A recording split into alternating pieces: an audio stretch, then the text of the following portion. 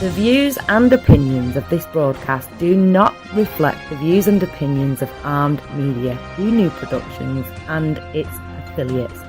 Enjoy the show.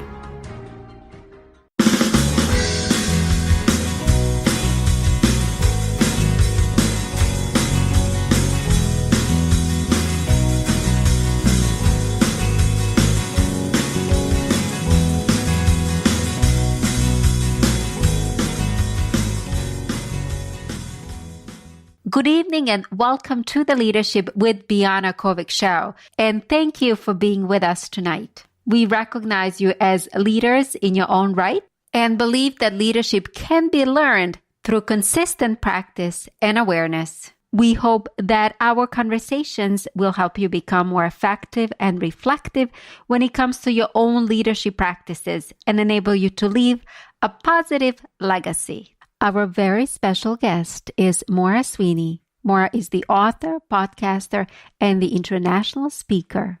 Maura has transformed her own mantra of living happy inside out to become a global influencer. A former corporate manager and a homeschool mom, she transitioned again at age 50 to make her lifelong goal a reality. Today, Maura brings uplift and unity to an often disempowered and divided world. Maura was first called the Ambassador of Happiness by the UNESCO Center for Peace when invited to speak at the inaugural Nelson Mandela Day celebration. Since then, she has trademarked her title and became a popular media guest featured on hundreds of media outlets in the US, Europe, Africa, and Australia.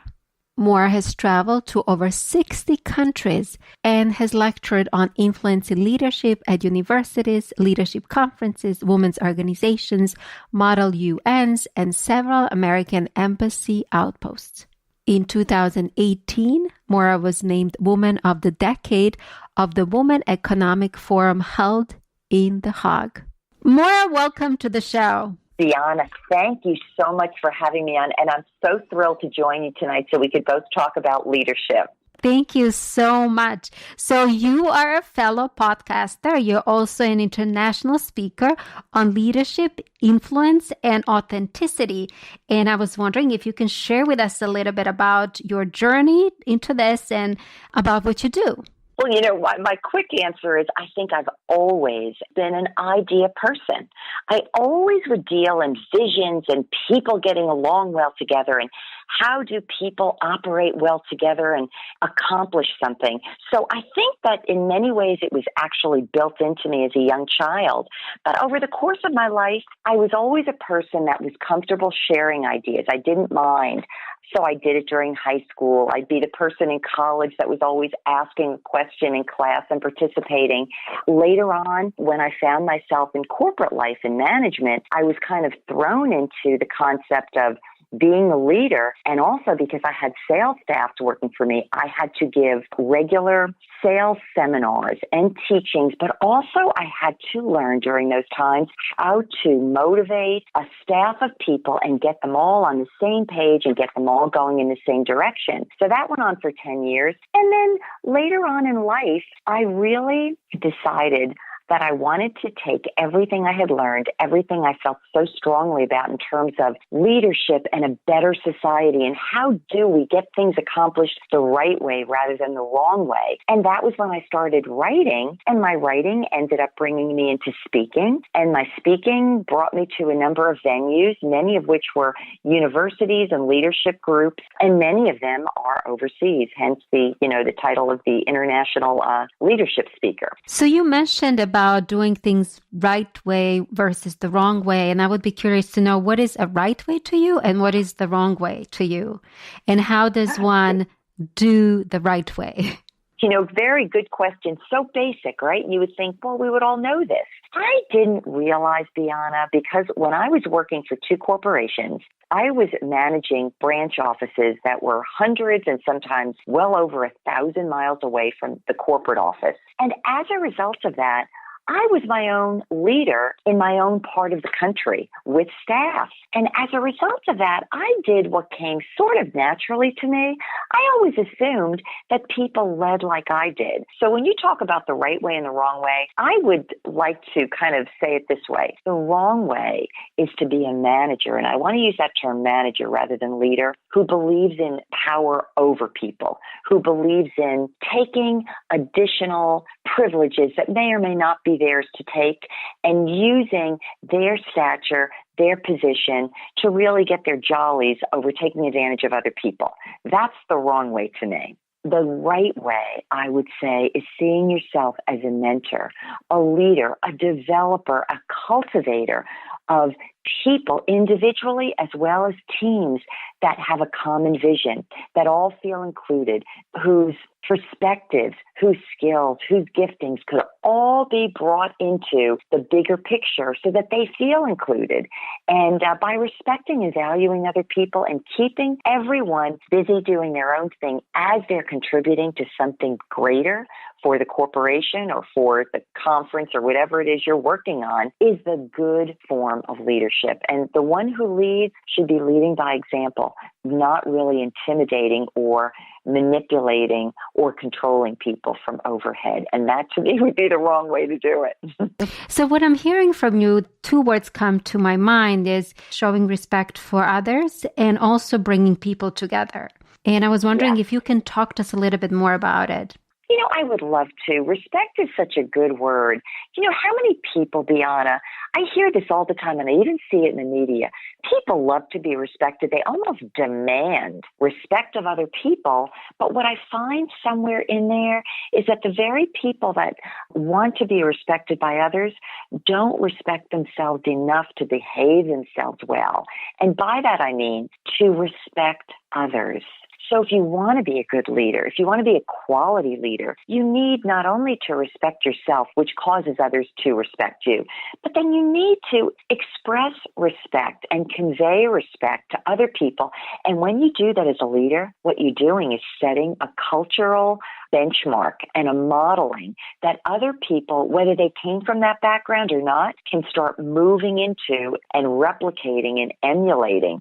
And that's why I think that leadership can be so powerful in terms of changing, you know, not just the external dynamics of or processes and transactions, but also changing the culture and the manner in which people treat one another. So yes, respect, definitely an important ingredient. So, you know, it's always interesting to me. It's easy to manage people that are collaborative or getting along well with one another. But how do you manage folks who are constantly fighting or trying to actually implement power over approach over you? How do you bring them on board to be sort of collaborative and cooperative, knowing that you're the newbie in the house? I'm so glad you're asking these questions because a lot of the leadership skills I think I developed on the job, and I had to develop in the moment. And with the circumstances, I want to share one story, which did end up with a woman resigning because I asked her to, but it was when I was a new manager, and I had several people that really wished they were in my position. I wasn't asking for it, but my manager just promoted me. One woman I tried one day to bring into my office to correct her on something she was doing with customers that were awry, that rather than joining me in my office where I could speak with her quietly and amicably, she started mouthing off in front of me. Now, granted, at this point, I'm like a 25-year-old, skinny, new female manager, and I have 12 people in an office whose mouths are dropping, watching a member of my staff undress me verbally from one side down to the other. This is what I did. I let her speak. And I just stood there. And she got to the point where she said she hated the company. I said, well, thank you very much. I said, then I guess I'll look forward to receiving your letter of resignation. And everybody else in my office who at that point were thinking, does Maura have what it takes to be our new leader? Because the person I replaced was a 35-year-old dad who wore wingtip shoes from Chicago. He was huge. He was built on a big frame, and he was Mike.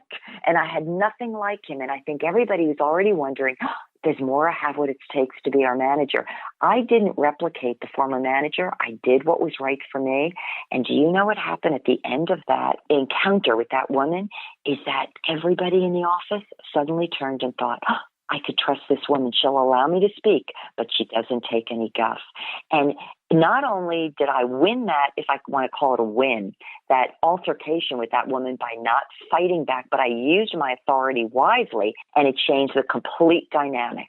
Sometimes we do encounter folks that are sort of out of control. And I was wondering, in your case, the lady ended up being amicable and submitting resignation. But what do you do in cases where people continue to fight you or continue to fight their managers? How do you effectively change their behavior?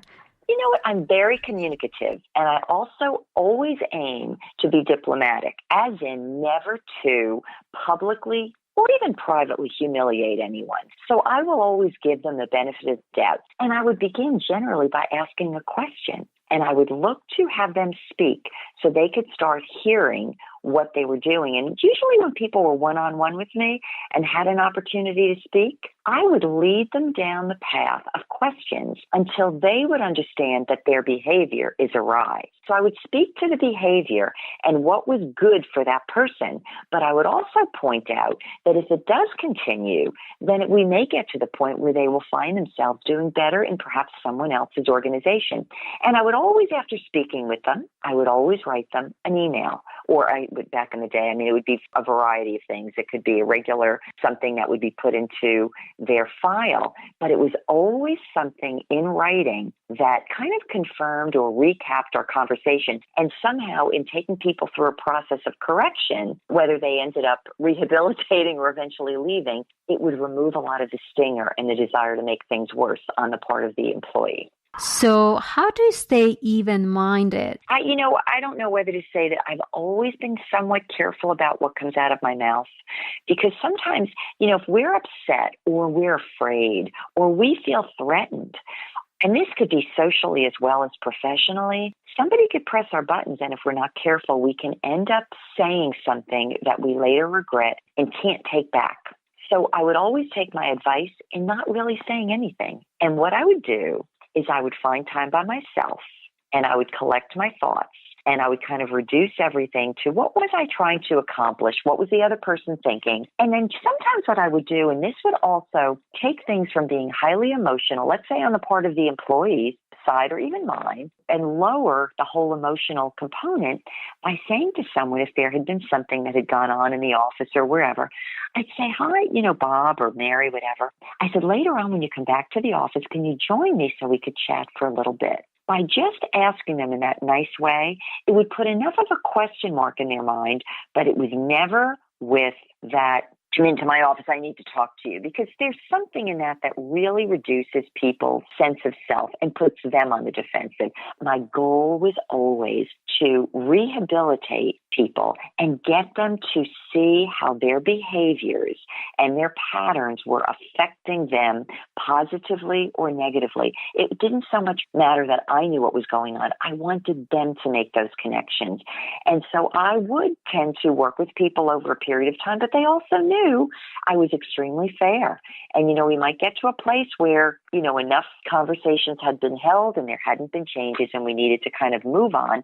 But even when I would have to let people go, I would always make a way for them to hopefully leave feeling like they were going to find something better, or that it wasn't just a killer to their sense of self. I just never liked doing that with people if I could avoid it. And it seems to me that you seem to be very reflective in your actions, even when you speak, when you tell us about the tone that you use to communicate with folks was not a sort of a tone that was very aggressive. Yeah, you know what? I guess if I don't like people behaving that way toward me, why would I want to be that way with anyone else? And I think that centers on what my leadership style is like.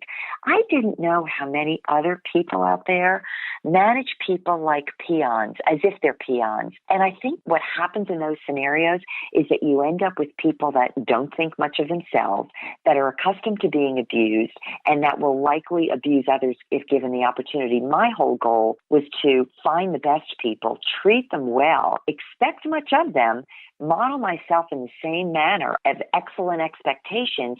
And then there was a lot of continuity and fidelity and goodwill and good wishes and a desire for excellence that everyone sort of latched onto. I remember when I changed from one corporation to another, and I thought I made myself very clear during the interview process about what my leadership style was like. And again, it was always to have the best staff and to really draw in the best people. And I got to the corporation and I realized at the higher levels, they would fire people right and left. And that was a really big challenge for me because I thought I cannot force myself to mistreat people in order to beat them over the heads to get results. I just couldn't do it.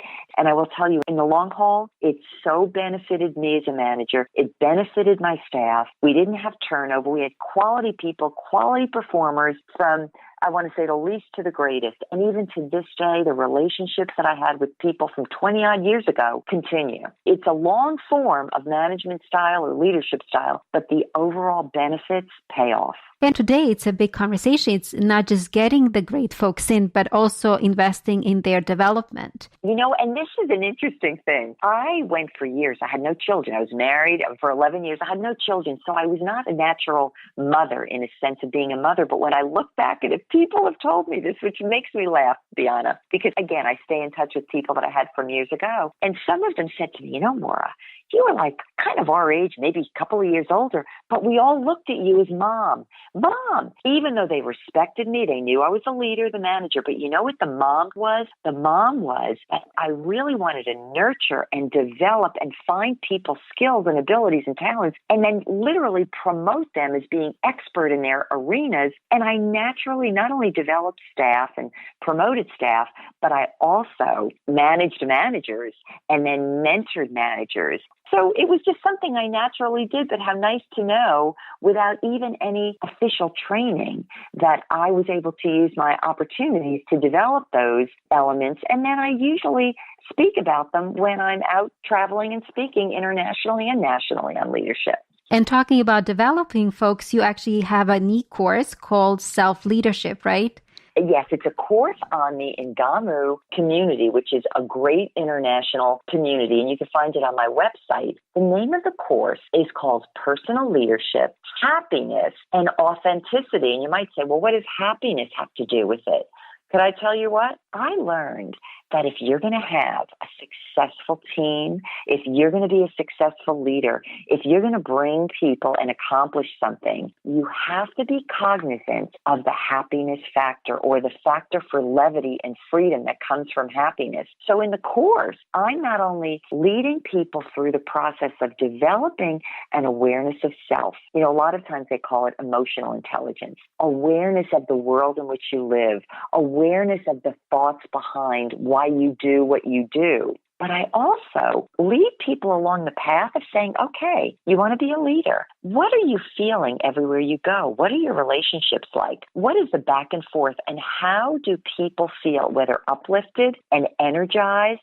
Because uplifted people who feel free to express themselves, free to just kind of make mistakes or try new things, end up with so much more energy, so much more creativity. And believe it or not, Harvard has done a study to find out that when people feel happy, they can actually perform up to as much as 50% better. And so that's why happiness is included in my course. And I lead people on how do you know when you feel better versus worse? And many people never reflect enough to even take the temperature or the pulse of what's going on in relationships and group dynamics and individual dynamics. And that's what I look to do. And obviously the sense of authenticity, learning to be yourself and your best self rather than trying to be a replica or a fake out of somebody you're not. And that, too, is so helpful in helping people grow into their best self. And I also believe when you're your authentic self, you end up exercising some certain talents and skills or allowing parts of you to come out that you maybe didn't learn in school or don't typically express in a business or other community. But when you manage to be yourself, you tend to shine brighter and other people notice it. And it adds to your success. So it's very interesting you talk about authenticity. And, I would be curious to talk a little bit more about it because most of us might not be aware that who we are and what we do is not our authentic self. So how do you go about discovering or uncovering your authentic self? Well, what a great question. And this goes right back to when I originally stepped in management. Remember I told you here I was this 25-year-old. I was in sales. My manager was going to Chicago, getting promoted to directorship, and he put me in charge. I was like, I don't even want to be the manager. My biggest fear at that time was, oh my gosh, 12 other people in this office want this position. And I don't want it. They're going to hate me for it. Meanwhile, I'm looking at myself physically, age-wise. You could say the fact that I'm a female, the former manager was a male, and people loved him. He figured so big because he was a big man, and he had already traveled around the country and managed and developed so many other things. And you know what happened? He only spent about 15, 20 minutes with me max to prepare me to be the next in line to literally fill his shoes. And you know, Biana, he told me one thing that in a moment changed everything for me. Because in my mind, I kept thinking, how can I be Mike McNamara when my name is Maura Sweeney and I look nothing like him and I am nothing like him? So he gave me a couple of tips that I thought were wise. But the very last thing he said to me, and he said, as if reading my mind, he said, and Maura, one more thing, don't try to be me. He said, don't even try to fill my shoes. He said, you be you. And you know what? In that moment, I felt like somebody gave me permission to be my authentic self. And it was such a sense of freedom. And I have to tell you, it was like a very heavy weight was removed from me. And what it meant is that I could use the best that I learned from him when I was working for him, but I could be my version of a leader. And you know something? Because he gave me that advice and because I took the advice, I made my own adjustments. And so what happened is that my being my own authentic self as a leader meant that we went from his spice as a leader and his style of leadership, and we went to mine. And mine worked for me, and nobody got the feeling like I was wearing the wrong clothes to do a job. I was wearing my own clothes, using my own voice, telling my own stories, expressing and training people with my methodology. And because I was being authentic and true to myself, it actually helped so many other people throughout the years later that I was leading and managing and developing in their own management style to step into their best and most authentic version of self. It's sort of like modeling. People see authenticity and they start feeling free enough to be their best authentic self. So it's interesting, I got to say, I am sort of very careful about word authentic because sometimes you have just very bad leaders that are very authentic with their bullish way of leading folks. So would you advise them to stay like that because that's their authentic self? No, like I'm a jerk, so therefore I'm authentically jerky. No, you know what? That's why I say to be your very best version of self.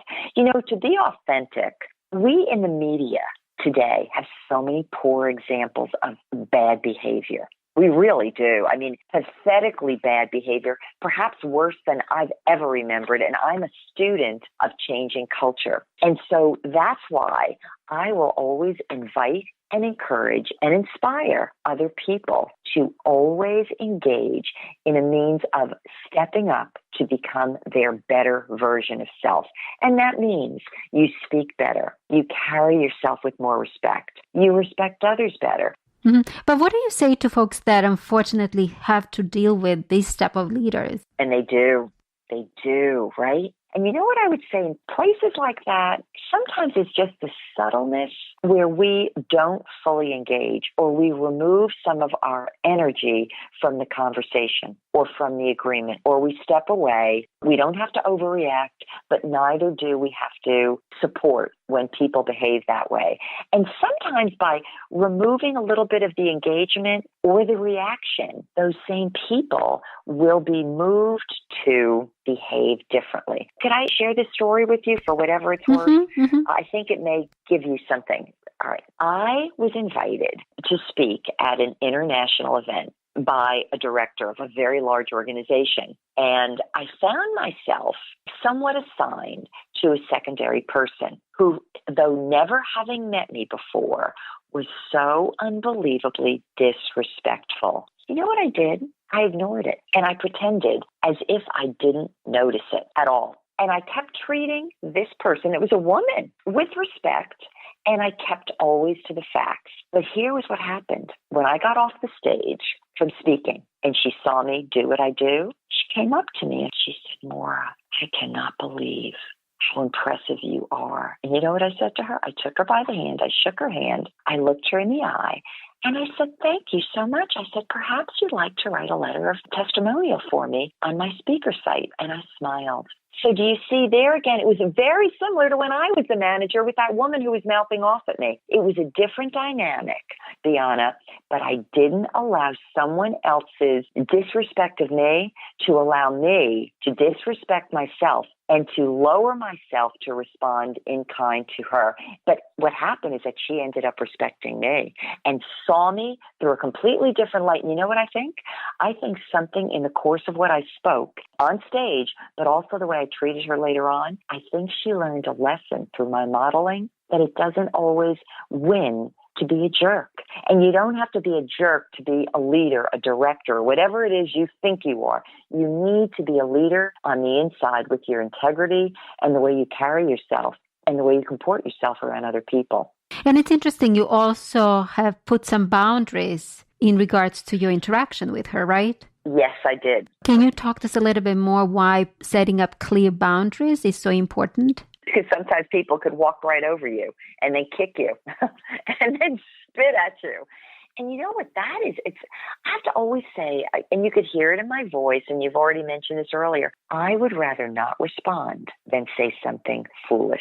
And I've noticed this over the course of time. And many times, Biana, I would have to find quiet space and literally retool my mind and get into a different frame of mind and also a different place of energy. Because, you know, if someone wants to put you down or you feel like you're pushed into a corner for some ridiculous reason or maybe a legitimate reason, by collecting your thought and by harnessing your emotions and coming back, speaking logically, graciously, respectfully for yourself and another, sometimes that in itself is enough to change the overall dynamic of a relationship. Whether that person is above you, beneath you, lateral to you, or whatever. And that's why I'm so passionate about leadership and influence, because you may not always be the person in charge, but your ability to carry yourself in such a way that works to your advantage and hopefully to others helps influence people directly and indirectly in terms of how they're going to deal with you the next time they come around. So do you believe that effective leaders have that sense of being able to create that inner balance? I would hope so. And, you know, where does it come from? Does it come from the school of hard knocks? Does it come from, whoa, I did that the wrong way, so let me change it another way? Or does it also come from a person who's going through a challenge with anyone or with any situation who, rather than reacting, will be a listener, ask questions, look for common ground, and then find ways to work through conflicts with the goal of finding mutually beneficial solutions. That's very interesting because, you know, we all experience setbacks. And Yes. I know, right? So my next question is, how do you stay positive and how do you stay in that happy place if you're constantly being thrown on the ground? I would say, number one, the answer is a lot of practice. You know, a lot of practice within your mind, your soul, your intention, and really learning to become master over those things rather than falling victim to emotions.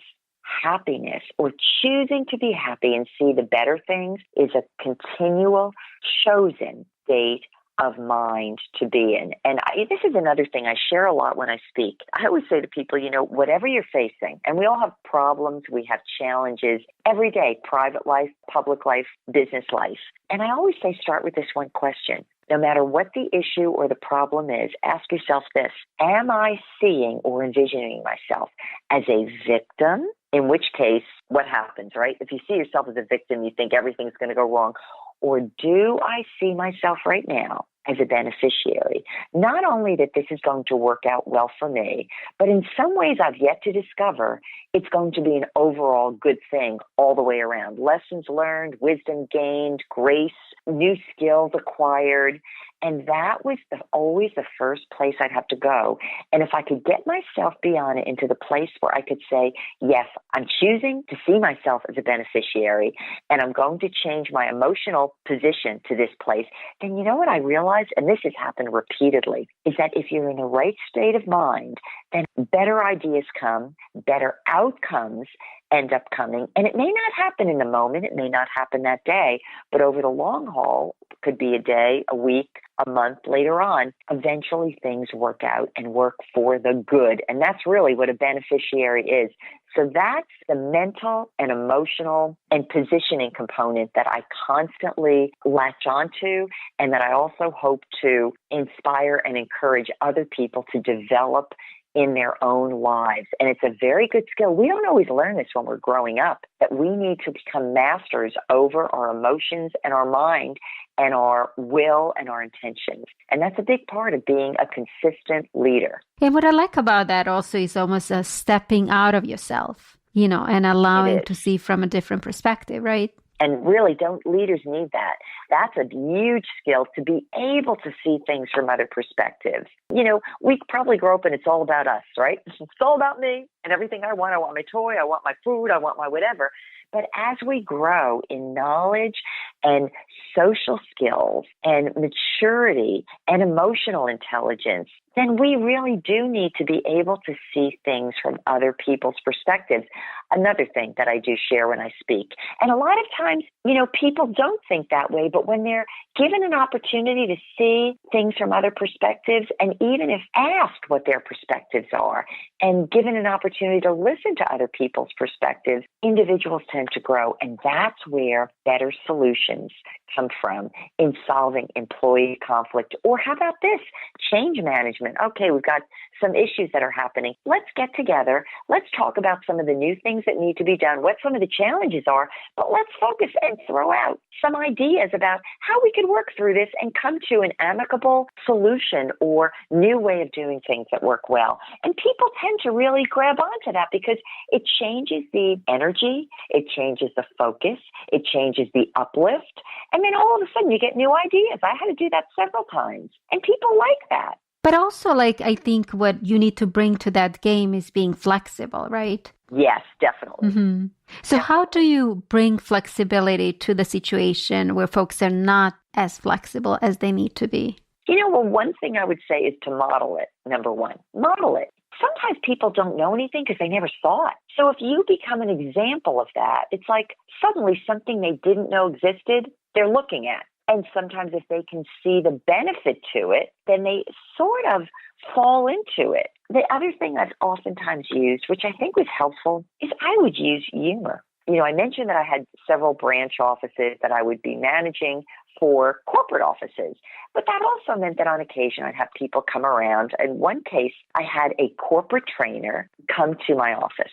Now, one of the things I would never allow or really have place for things that were, let's say, unseemly or unprofessional in the office. And one of the things was nobody would ever use foul language, starting with me, which meant you had to be a little smarter. If you wanted to say something, you had to use better vocabulary words. And people got used to it. They knew Maura doesn't speak that way, so therefore nobody spoke that way. Okay, so one day we're all in our conference room. We have a corporate trainer who's traveling around the country. He comes into the office and he's training for several days. He opens up his mouth, and what I realized in the first couple of minutes is the guy's throwing a few four-letter words around. And people, I could see their eyes are opening as if to say, oh, Maura doesn't like this. Now, could I have embarrassed him or say, hey, none of that in my office? I didn't do that. Let's say his name was Jeff. I said, well, Jeff, I know you're new to this office.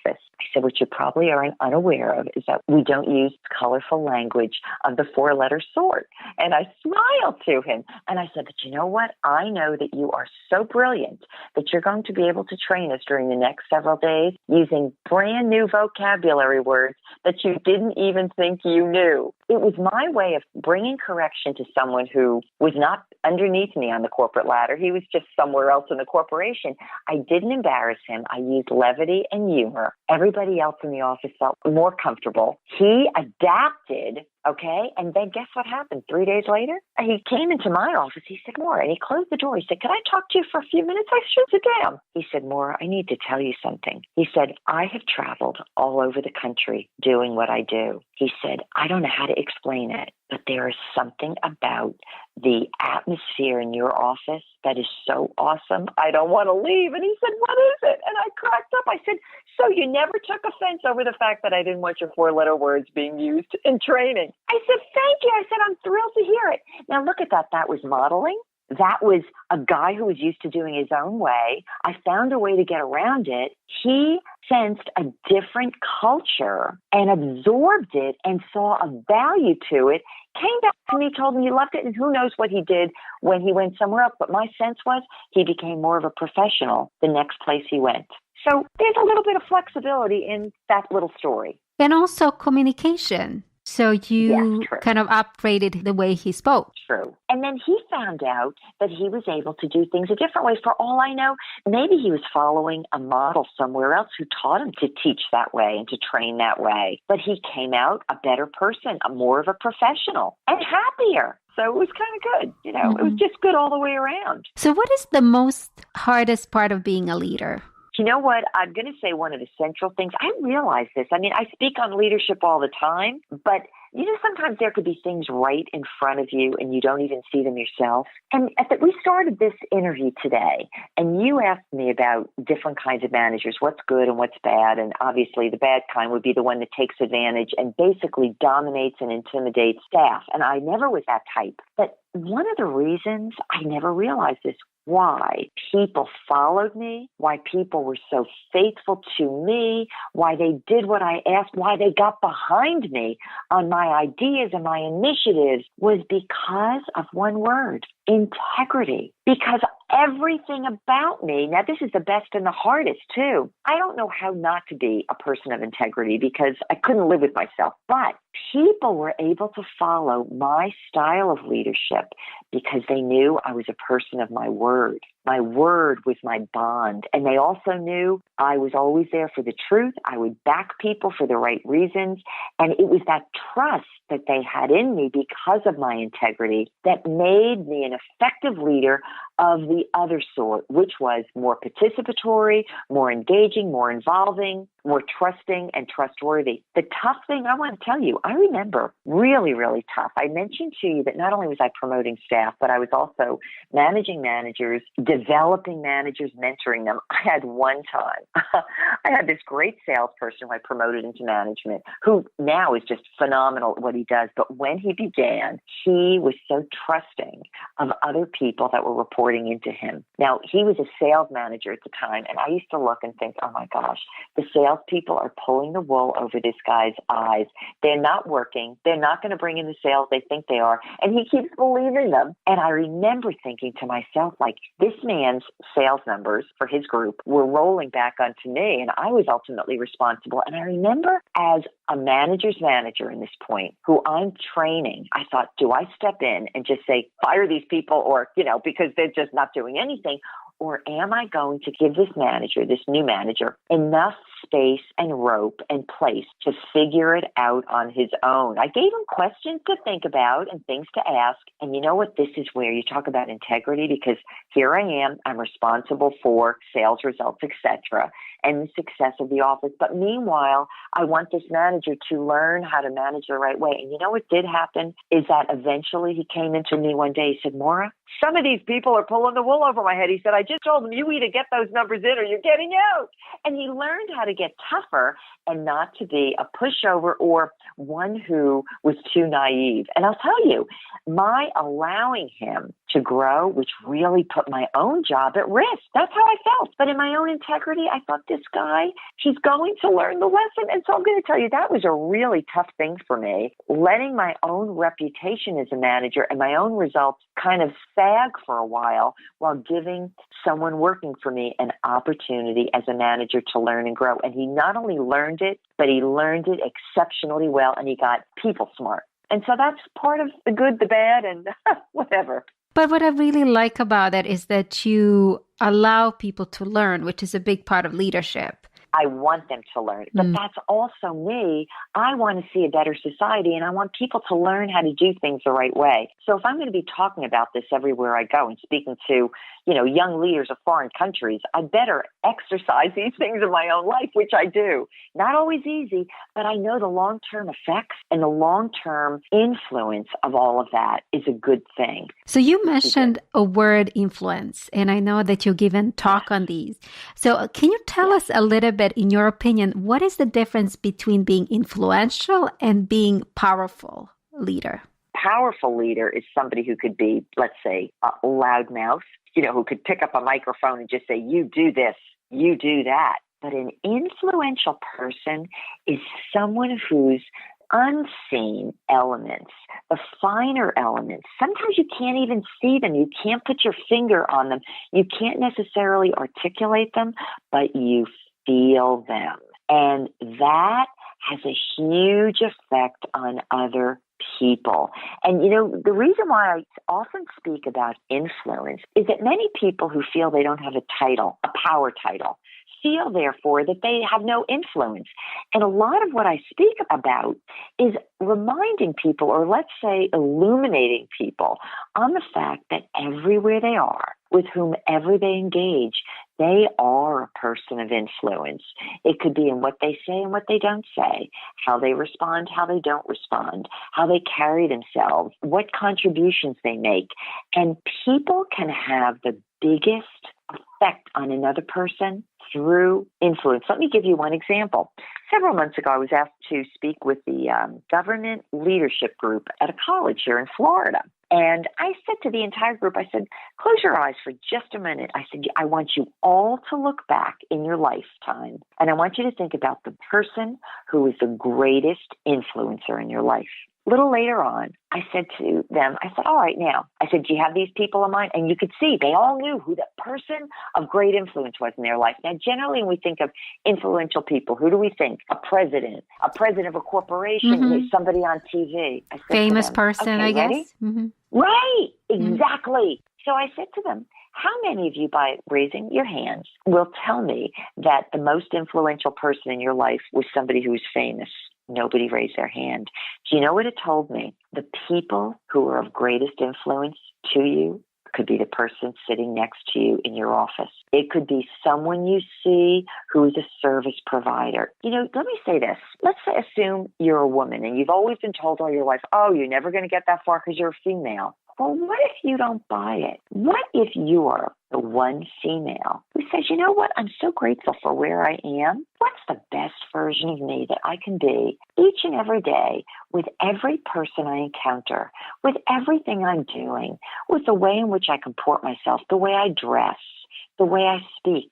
Guess what? You could change somebody else's mind just by being your best version of you. So you could tell a lot of what I speak about, it's very cohesive, it's very harmonized in thought, in deed, in word, and it works. People are so frequently thinking, and a lot of times people are beaten down, so they don't know they have any influence. They don't know they have any personal power. And the personal power is there when you see that you have the choice to determine how you're going to conduct yourself at all times. And it does work. But it's interesting. You just said something which I think I learned when I was very young, which is as within, so without. You're right. Do you know my course focuses so much on what's going on the inside of you? My mantra is living happy from the inside out. And I will tell you this, even though I speak a lot now and I'm in the media and, I've been in some very unusual places with a lot of different people, it took me, by my personal choice, about a half a century of personal preparation on the inside with everywhere I was, every position I held, every encounter I had, every bit of training I did and self-training and self-development to actually step out to do what I do today, all because, Biana, I so firmly believe that who we are on the inside eventually is to reveal itself on the outside. And really the purpose of all of our lives should be to reveal our best self. And so why not see not just the outside? We're really in a world where oftentimes we're like two-dimensional. We might have a title, we might look a certain way, but if people want to look beyond the cover of who we are, we don't usually back it up in behavior, in thoughts, in character, in integrity, and all of that. I have always been the opposite. And it's a longer path, but my sense is that you're a lot stronger and a lot more stable, and people sense it. And that's really, again, that's central to my course on self-leadership, as well as it is in all the places I speak. Can you share a one life experience that had helped you become a leader that you are today? This was so complicated, but let me try to simplify it, okay? My husband and I had been together since college, and we've been together ever since. Something happened when my husband was in college where he was actually threatened by the mob to fix college basketball games, which he did not do. His life was threatened. I was threatened, although I didn't know it. And my husband, once we graduated from college, ended up testifying in New York City against a man who had that particular winter when we were in college killed 8 people. It was an incredible thing. In fact, they now have a 30 for 30 called Playing for the Mob that covered the story, and it made national headlines. The reason why I bring this out is that as young as we were, my husband was in an unbelievably tough, impossible spot. And what I realized is that he became, at some point, a scapegoat by the university we graduated from. He was also made, I would say, a scapegoat of some sort through Sports Illustrated. It was a cover article that painted my husband as some guy who was doing deals to fix college games in exchange for money and drugs. Now, my husband's never even had a cigarette. I bring all this about because this is a process that went on. It was really a form of defamation of character, and it involved federal government, the FBI, national media. It was a lot of these elements. They were very surprising. They were shocking. It revealed to me a part of life that I didn't even know existed, how people in positions of authority could abuse authority, make careers by virtue of using and abusing and spitting out other people. What I learned from that whole thing is never to speak ill of another person without knowing all the facts. Never to accuse a person without knowing all the facts. Never to put a cloud of questioning over another person without knowing all the facts. And the reason why I could say that is because I watched that play out for 30, 35 years or whatever, and probably having been close to it and seen it and known what it's like to be on the other side of something that is a disservice to an individual. I never want to be of disservice to another individual. So are you saying to us that you have to seek to understand and not jump to conclusions? Yes, on many accounts. You know, sometimes people will hear one side of the story, one person's opinion, one person's accusation, without listening in to another person and a third person to get some objectivity and to see a full report on something, to get all of the separate elements, to understand motivations, human nature. So I think at a very young age, I could understand the power of power and the power of powers used in ways that were reckless, self-serving, and did not see small people. And I think that you could hear that I'm, again, very unified in my thought process. I never want to jump to conclusions, and I'd rather be a listener. I'd rather bring people to the table. I'd rather look for solutions, and I'd rather be a big enough person to say, let's listen to everything, and then let's find out where we're going to go next. So would you say that's wisdom? Would you say it's the ability to see things from a multitude of perspectives and look for wisdom in terms of outcomes? I don't know, but it was a long, nationally televised, big thing that involved Division I sports, one of the top universities, major high-level Jesuit priests, Boston Globe, It was amazing when I look back at it. But so it was a difficult time to go through, but also it brought me some wisdom on life in general and what we do when we're in positions of authority and how to be responsible in exercising our positions of authority. I like that, being responsible in position of authority. And a lot of people don't think. They think about themselves and what they want rather than, I've been given this place of authority and responsibility. What are going to be the long-term repercussions of this for myself as an individual, but also for the lives and reputations of other people? Which actually, in some respect, to be responsible, you have to take responsibility for your own actions. Yes. And a lot of people don't like doing that. That was a big eye-opener for me. I learned as a young person where I would see people of position and title, and I would assume greater behavior and morals and wisdom. And it was shocking to me to see how people could turn things around for their advantage and be so unmindful of other people. And that goes right back to the difference between managers of the wrong sort and leaders of the right sort. So I would just add to that, not being manipulative. Right. How about this one? Not extorting, not using your power for personal gain without seeing that you're involved with other people and you need to look out for them as well. That's very nice. I mean, that's really what a true leader will do. You see the whole picture. You do the right things for the right reasons and for the right outcomes. And I would say for the benefit of all. Exactly. So am I a victim or am I a beneficiary? And I did say to you earlier, I always program my mind and my aspirations and my intentions toward being a beneficiary in a benevolent environment so that everything ultimately works together for good. And that's my goal. Any thoughts for women leaders? Yes, as well as men leaders. I think it's a thought process. So regardless of your background, your sex, your color, your age, whatever, it's a mindset that really has nothing to do with the externals. It has to do with the internals. And that's one of the ways that we can really help be positive influences and have this, when you put I always talk about influence, it's like a tiny little stone that you throw into a very calm bit of water, and then all of a sudden you see the ripple effect. And I see that for every person, every day, every position that they're in. And that's why I try to be wise with my words, wise with my behavior, and I try to think ahead, and I try to think of outcomes because I know my one word, my one behavior, my one choice will have a ripple effect that'll go on and will impact other people's lives. And what is your mission in life? Probably the very thing that I had as a younger person. I really always saw a better society. I literally saw the whole world. As a preschooler, wanted to travel the world, make friends with the world, get to know people of different cultures, backgrounds, and I didn't see them as enemies and I didn't see them as people to be fearful of.